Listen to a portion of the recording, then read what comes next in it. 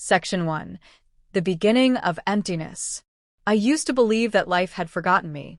Every morning, I woke up in a small rented room with walls that carried more cracks than memories. The window was old and dusty, letting in just enough sunlight to remind me that another day of struggle had arrived. My shoes were worn out, my pockets nearly empty, and my heart, well, it felt even emptier. I worked long shifts at a shop, carrying boxes, cleaning, doing whatever tasks others didn't want. The pay was just enough to survive, never enough to live. At night, when the streets grew quiet, I often walked home alone, watching others laughing in restaurants, couples holding hands, families sharing food.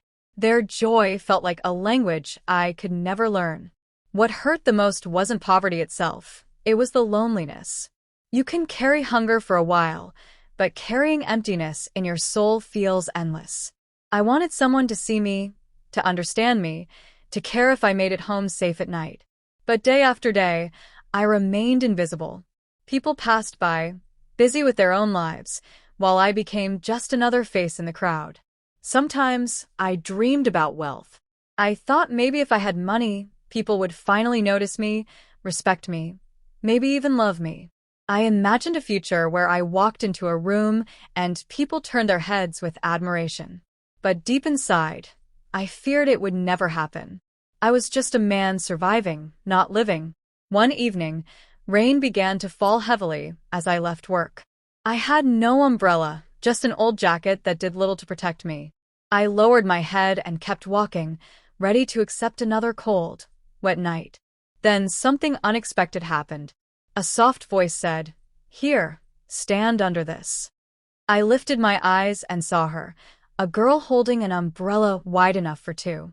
She smiled gently and moved closer, shielding me from the downpour. For a moment, I didn't know how to react. Strangers didn't usually stop for me, let alone share something as simple as shelter.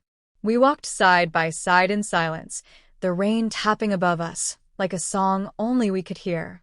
She asked me where I was headed, and when I told her, she replied, "That's on my way too." It might have been a coincidence, or maybe fate, I still don't know. But that short walk felt different from any other I had taken before. When we reached the corner where we had to part ways, she smiled again and said, "Take care of yourself. Nights can be harsh." Her words stayed with me long after she was gone. It was such a small gesture, yet it lit something inside me that had been cold for years. For the first time, I wondered, maybe life hadn't completely forgotten me. Maybe, just maybe, this was the beginning of something I had been searching for all along. Section 2. The light she brought. After that rainy night, I thought our paths might never cross again. Life, after all, has a way of giving you brief moments of hope only to snatch them away. But fate had other plans. A few days later, as I walked past the small tea stall near the bus stop, I heard a familiar voice call out, "Hey, umbrella man." It was her. She sat on a wooden bench with a steaming cup in her hands. She waved me over, as if we had been friends for years. At first, I hesitated. My old habit of keeping distance, of not expecting too much from anyone, whispered in my ear. But her smile was warm, disarming, impossible to ignore. I walked over, and she pushed a cup of tea toward me. "It's too cold to stand alone," she said simply. That moment marked the start of something I didn't know I needed. She didn't ask me what I had or what I lacked. She didn't care about the labels of society that usually kept people like me at the bottom. Instead, she listened. She asked how my day was, and when I replied with a tired shrug, she laughed and said, "That means you worked hard. That's something to be proud of." Her words didn't sound extraordinary, yet they touched me deeply. For so long, I had lived unnoticed, unseen. Now, someone was telling me I mattered, not for money, not for success, but simply for existing. Days turned into weeks, and we began to meet more often. Sometimes at the tea stall, sometimes just while walking home. We didn't need fancy places or expensive outings. Her presence itself was enough to brighten the world around me. I started noticing the little things. The way she always carried a book with folded pages, how her laughter came easily even when times were hard, how she noticed the smallest details, like when I hadn't eaten properly or when my shoulders were heavy from work. One evening, as we sat on the edge of a quiet park, she said, "You know, wealth isn't always about money. Sometimes it's about how full your heart feels." I looked at her, confused, and she added, "Because a heart full of love and kindness can carry you through storms that money can never protect you from." Her words sank into me like seeds falling into dry soil. I realized that for the first time, I was beginning to feel rich, not in currency, but in meaning. She gave me something no coin or paycheck ever had: the feeling of being valued. I started to change. I worked harder at my job, not just to earn, but to build a future worth sharing. I smiled more often, even on tough days, because I knew someone out there cared. Even my small room didn't feel so empty anymore. Her voice echoed in my thoughts, filling the silence with hope. It was then I understood. Wealth was not what I had been chasing all along.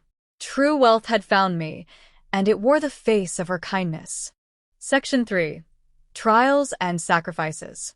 Love, as I came to learn, is not just about the smiles and warm evenings. It is also tested in the fire of hardships. And soon, life reminded us that happiness never comes without trials.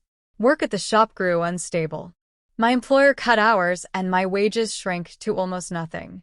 Some days, I returned home with barely enough to buy a loaf of bread. The shame of not being able to provide weighed heavily on me. I often thought of pulling away from her, of disappearing, because I believed she deserved better than a man who struggled to even fill his own stomach. One evening, I confessed this to her. I told her she should not waste her time on someone with empty pockets and uncertain tomorrows. I expected her to agree, to walk away quietly and leave me to my misery. But instead, she reached across the table, held my hand, and said firmly, "Do you think I am here for money? If wealth was all I wanted, I would have walked past you that rainy night. I chose you, not what you own." Her words hit me harder than any storm. She wasn't bound to me by need, she was bound by choice. That was the moment I understood the depth of her love. Still, the world outside wasn't as kind. People whispered behind her back, "Why is she wasting her time on him? She could have someone richer, someone stronger." I overheard them once, and it tore me apart.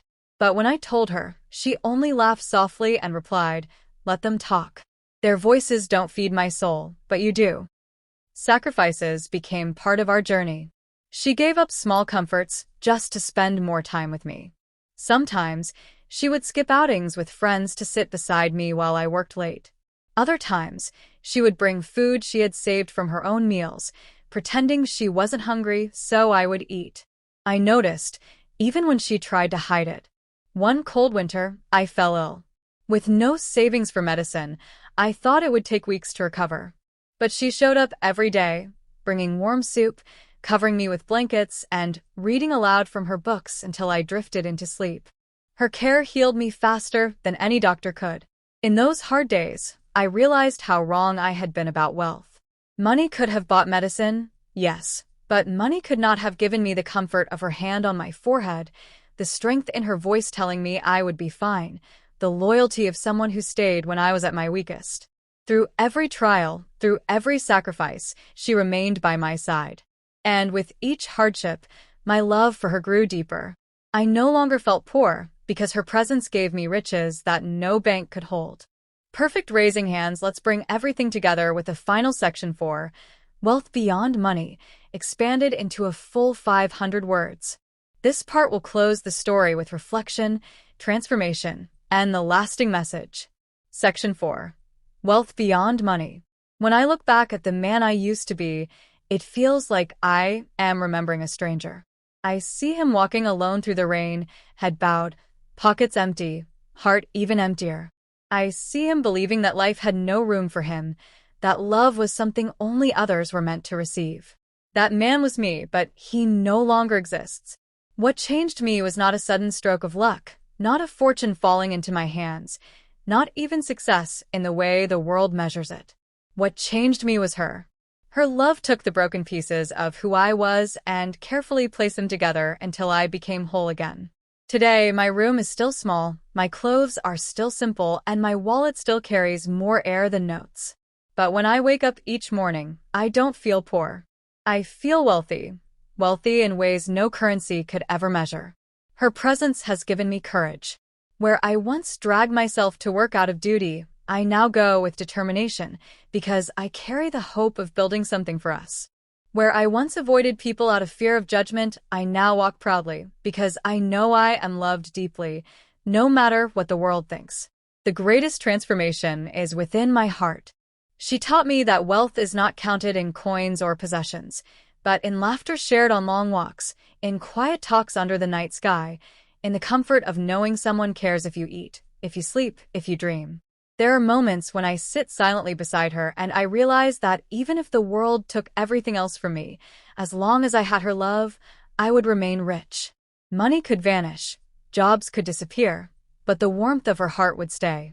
That kind of wealth cannot be stolen, cannot be lost, it only grows with time. Sometimes, I hear people talk about success, about expensive cars, big houses, shining jewelry. I listen quietly and I smile, because I know I already own something greater. I own peace. I own joy. I own the treasure of being seen, valued, and loved for who I truly am.